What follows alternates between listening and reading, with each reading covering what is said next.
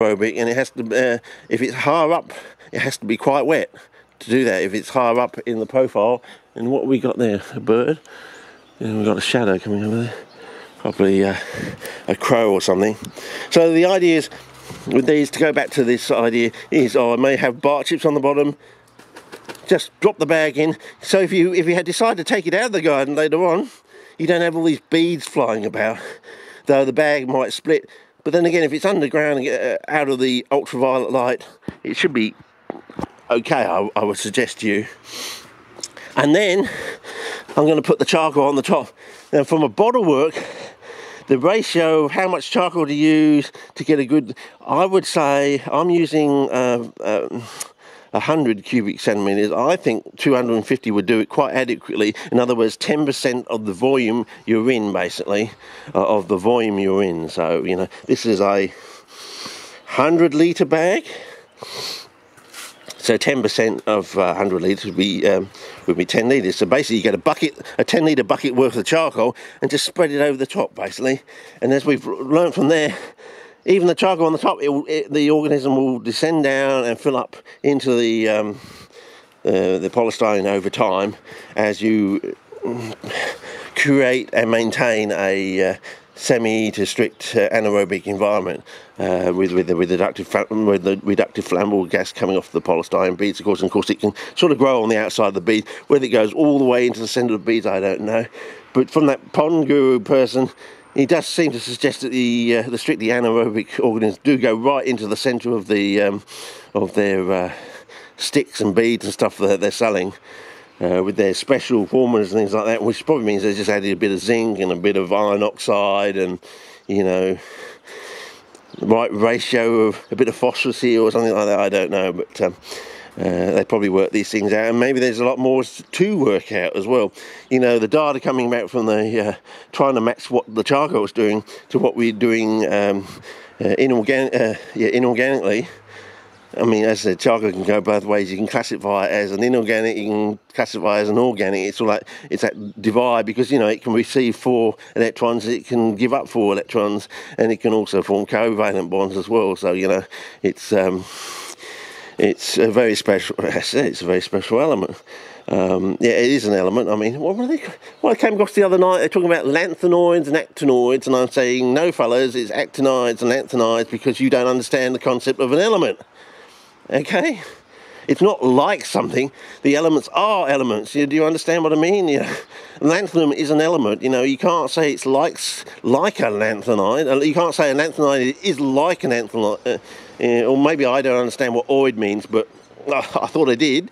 But I think that yeah, I think maybe they need to go and run a class in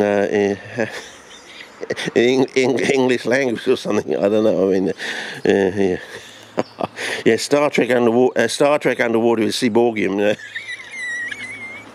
Oh yeah, it's my latest joke at the moment, actually. After seeing that thing.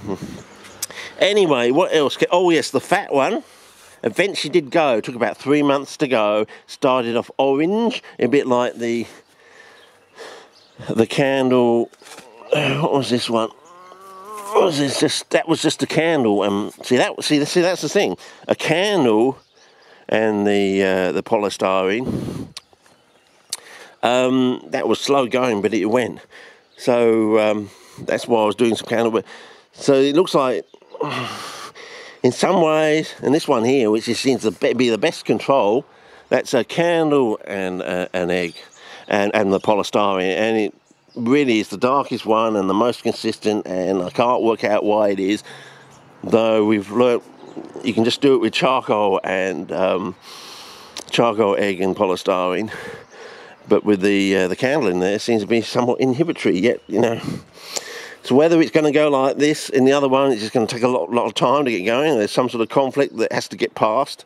Maybe it has to go like through a climax process, and on the other side of the climax process, that's when it starts to develop and what's the word I'm searching for? Not richen up. You know the word I'm looking for, where, you know, it slowly everything stays, but everything just accumulates and nothing really changes. But what is the word I'm searching for? It just slipped my mind. But anyway, so we seem to have some sort of parallel between NPK horticulture and whatever's going on with our CPs. I haven't quite figured it out, but it seems like I would say that Mother Nature has found another way. Whether we can use the parallels between the charcoal and things to actually find out what's coming in the charcoal, coming out of the charcoal, how it works, to find out what Mother Nature's done in the last so many millions to billions of years. She's had enough time to find out an alternative, more efficient way of doing what the so-called European NPK. Of course, you know, we're a continent that's probably sailed off without too much glaciation, has been using something completely different. We're what's the most bushfire, charcoal-prone country in the world, where the charcoal doesn't seem to remain, seems to disappear. And we have the most species of CP, most diverse range of CPs anywhere on the planet. As I said many times before, we just had one more genus, we would be in the Guinness Book of Records every single year, you know. We'd be there every year. We would be in there as top number one, but we don't have. So far, we haven't found that other genus. But you know, it might be up there in the Northern Territory. Maybe there's a desert species that only comes out after a rain. I don't know. Highly unlikely, I would have thought. But you never know. You know, suddenly after some heavy rain, something pops up out in the desert. A new carnivorous genus or something. Never seen it before because we've had a 30-year drought or something. I don't know. Or whenever it pops up, the scientist that should have been there has died or something, you know what I mean? And it popped up 30 years before. It's out of sync with the scientists in the area sort of thing, you know, by about 30 years, you know. Half a lifetime. I'm just waxing lyrical as per usual thing. And I think that's what you like, isn't it? You sit back there and you just veg out and see what I'm up to sort of thing. But as I said, I think we're going to have some really interesting experience. But as I said, they buggered the sand. They really buggered the sand. They've got this stuff here. That's what I want. But either it was a mistake, they ran over one of the components and I thought, bugger it, we'll just make it up as is. They had some young lackey there. He didn't follow the rules or something. Didn't really understand how important the rules were. You must have one part of this and so many parts of that and one part of that. And he said, oh, run out of that, bugger it. You know, it's not going to make much difference. Yes, it makes a difference. Just enough to be aggravatingly annoying. So I may have to go on a nice long car drive to another place where they still have this sort of stuff probably left over in pallets from the previous season or something like that. So I'll get to something, come back with some bags that are over a year old or something, but they will have the original, or go to another place where they haven't buggered it up or something. I don't know. I mean, surely the kids would instantly know. You know, they play in that stuff, 3 hours every day at kindergarten or something. As soon as they land in this stuff, they're going to go, oh, miss, it doesn't feel right, or something, you know, and we're going to get some newspaper article 6 months down the track saying, you know, all the kindergarten kids in southern Aberland are reporting having itchy bums or something, or scratchy bums or something, because they buggered up the Playfit formula. This company or the company say, well, it's not ours, and they track down the line, oh, it's bloody silly little, what's his name, bloody student exchange student or something, or, you know, someone on work experience or something, you know.